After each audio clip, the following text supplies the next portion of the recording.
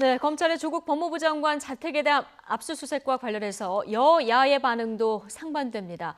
여당은 가급적 말을 아끼면서도 확실하게 밝혀진 게 없다, 이렇게 검찰을 압박하고 있지만 야당은 조국 장관 부부에 대한 강제 수사가 불가피하다면서 문재인 대통령의 결단을 거듭 촉구하고 있습니다. 국회 연결하겠습니다. 우철희 기자. 네, 국회입니다. 네. 자, 압수수색 소식이 전해진 이후에 정치권에서 어떤 얘기들이 나왔습니까?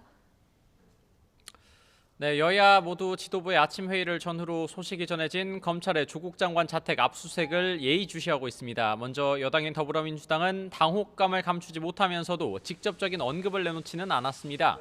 최고위 공개회의 직전에 압수수색 소식을 전해들은 이해찬 대표는 검찰을 거듭 압박했습니다. 대규모 수사에도 현재까지 확실하게 진실이 밝혀진 건 별로 없다면서 이른바 먼지털이 수사라는 겁니다. 가장 나쁜 것이 먼지털이식 수사, 별건 수사인데 이렇게까지 한 달 동안을 하면서 확실한 결과가 아직 나오지 않는 것을 보면은 수사가 상당히 난항을 겪고 있는 게 아닌가 하는.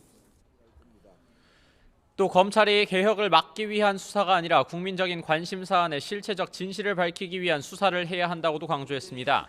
한면 야당은 공세의 고삐를 더욱 쥐고 나섰습니다. 자유한국당 황교안 대표, 원칙대로 수사를 진행하고 있다고 평가하면서 검찰이 면밀하게 검토해서 결과를 판단할 것이라고 밝혔습니다.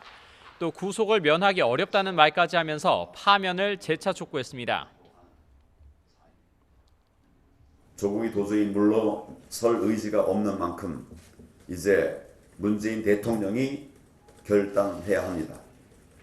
현재까지 드러난 각종 혐의들만으로도 조국 부부는 구속을 면하기 어려운 상황입니다. 나경원 원내대표도 문 대통령은 조국 장관이 기소가 되더라도 무죄 추정 원칙을 운운하면서 끝까지 파면하지 않을 것 같은 불길한 예감이 든다며 그 순간 정권은 끝장이라고 꼬집었습니다. 바른미래당 손학규 대표도 정말 나라가 나라꼴이 되기 위해서는 조국 장관이 직을 내려놓아야 한다면서 문재인 대통령의 결단을 요구했습니다. 법무장관의 집을 검찰이 압수수색을 했는데 그 장관이 어떻게 검찰을 지휘한단 말입니까? 어떻게 이 나라의 정의를 지킬 수가 있습니까?